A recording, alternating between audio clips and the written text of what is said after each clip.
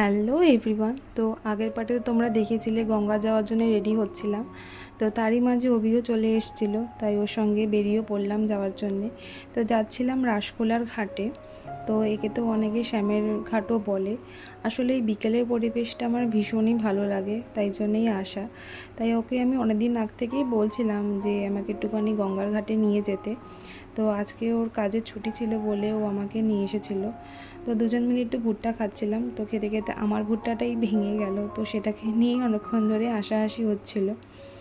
তারপর তো দুজনে মিলে একটুখানি টাইম কাটাচ্ছিলাম নিজেদের মতো করেই, কারণ অনেক দিন ধরেই বেরানো হচ্ছিল না, ওর একটুখানি কাজের চাপ পড়ে গিয়েছিল।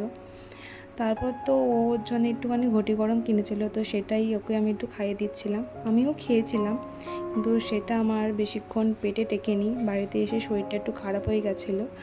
তো এভাবেই আজকের বিকেলটা কাটিয়েছিলাম। That's it.